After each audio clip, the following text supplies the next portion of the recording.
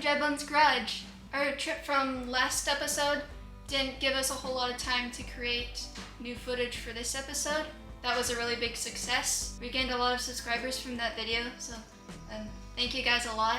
And because of those two things, I decided to make a summary video, a part one of a summary video that has some of my personal thoughts and some details in there that I didn't put in any other video. This part one is gonna feature the Corvair from the beginning to all the way to the point where the Corvair body's under the G-body chassis. So I hope you enjoy that, and I will see you at the end of the video. It all started when we got the 65 Corvair about a year ago. I remember I was sitting with Dad in the garage as he was talking about all that he wanted to do with it. And as he was discussing this with me, I remember kind of feeling left out, like I didn't have too much of a say in the project. Which makes sense, he paid for the car, he should do whatever he wants with it. But it still made me sad for some reason. Dad picked up on how I was feeling, so he asked what I wanted in a car. After a bit of thought, I said I'd like to drive something small. I really enjoy the concept of driving a teeny tiny car. Something about them just kind of makes me smile. I don't remember if I actually said this in the conversation or not, but I also loved the idea of having something that felt like riding in the 82 Olds Cutlass we have. When we used to live in Nevada, Dad would occasionally take the family on summer night drives through the Valley of Fire, and I still think fondly of those moments today. I don't think that experience would have been as memorable if we had driven in something more polished and modern. Anyways, a little after that conversation, Dad's friend sent him a link to an ad on Craigslist. It was of a 63 Corvair. I remember him and I both kind of smiling at each other as we scrolled through the pictures and talked about it. Dad thought it would be an inexpensive way to get me into the world of antique and classic cars. It took several hours, but we eventually met up with the people selling it. They originally found it lying in the dirt in the middle of the field, so they bought it and planned on putting an S10 chassis under it. However, they found out that the car was a bit more of a commitment than they were willing to make. I think my dad thought so too, because he was about ready to walk away from it. He knew that the Corvair wasn't in the best condition, but he saw that I liked it and it had a running engine. He pulled me aside and asked if I could make the commitment to the car, and warned that it would be a lot of work. Motivation and commitment isn't really my strong suit, but they're both qualities I want to instill more within myself. Plus, I really like the car and its quaint jet-age nature, so after some thinking, I said yes. Our original plan was just to slap a floor in it and get it running, so we started to strip everything out. First the seats, then the floor, and some of the interior. A lot of the screws and bolts were hard for me to take out because they had been so corroded, but I remember feeling happy about how much stuff I was able to get out on my own, with just a ratchet and a screwdriver. The wiring harness was also burnt out of the engine compartment, as well as the alternator bracket having been broken, so we tried to fix those issues using parts from the 65 Corvair, which had a locked motor. We still have to work on that. Everything was going smoothly until Dad took a closer look underneath the car and realized that the frame was rusted out. I think it's kind of funny because before we found out, he was talking about how sturdy the frame seemed to be despite the fact that the floor was anything but. We thought we were going to set the 63 Corvair aside for a while and use its engine for the 65, so we attempted to pull it out. In order to retain the mobility of the car, we extracted the engine rather than the entire power pack, which probably was the harder way to go about it. The route connecting the transmission and the engine made things pretty difficult. Dad, being unfamiliar with Corvairs, assumed that the shaft would be locked within the differential. I remember feeling a little guilty because when he asked me to do research on what we were about to do, I saw someone pull the two out together, but I didn't have the knowledge or confidence to tell him that until the end. We weren't sure whether to look for a chassis in the junkyard or build one from scratch after putting the Corvair aside, but a couple weeks later we made the decision to check out a boneyard called Airway Auto and see what was around. I don't get out of the house too often, so it felt like a nice little adventure.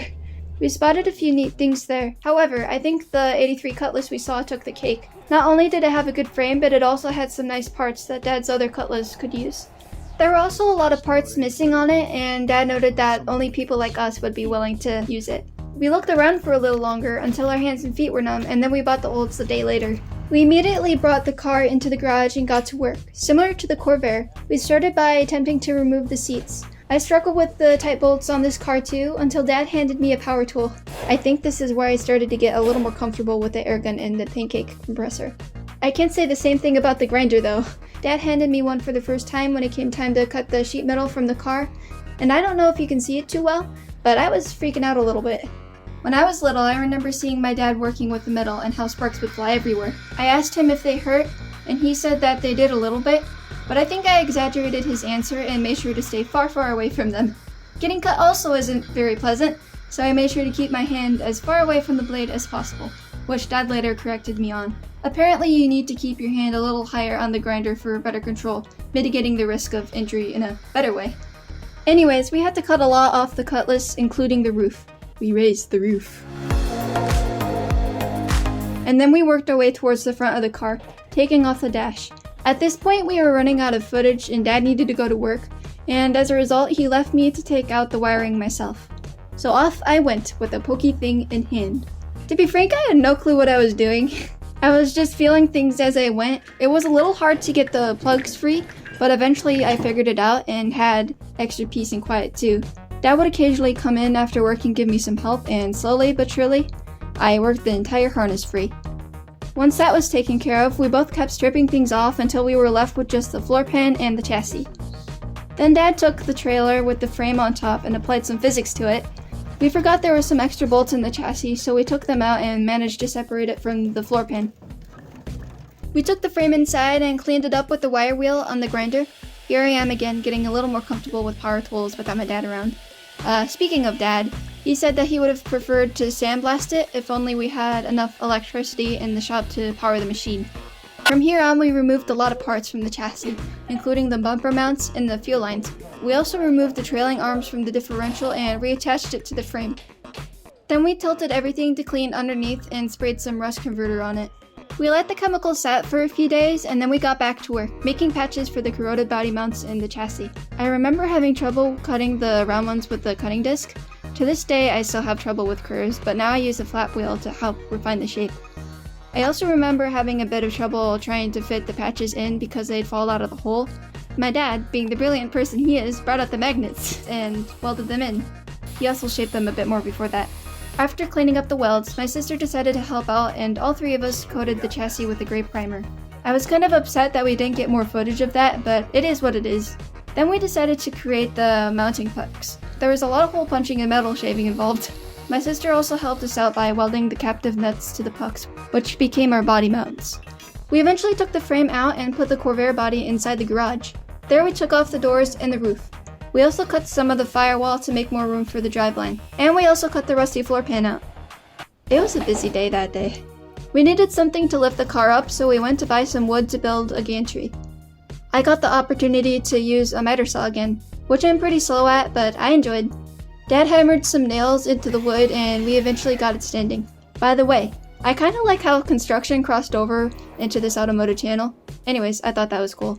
We tried to lift the Corvair up by wrapping the chains around the roof, but that didn't work out. So we ended up welding some temporary rings to the floor so there would be more room to lift the car. We also used an engine hoist to pick up the front of the car, which the pulley couldn't do. And now for the part you've all been waiting for! Except we had to trim the bulkhead to fit the engine under the body. Okay, now for the part you've all been waiting for. I remember this being a pretty hard thing to do. At first it took a little grunt labor, but after we got the tractor involved, it took more mental gymnastics. Mom helped us keep an eye on everything and made sure that nothing was hit. And after an hour or so, we were able to push the chassis all the way underneath the Corvair body. So that was about it. I hope you enjoyed. Hopefully we'll have more content next week. If you want to see more context, I'll link a playlist in the video description. And other than that, I genuinely hope you have a good day, and I will see you later. Bye!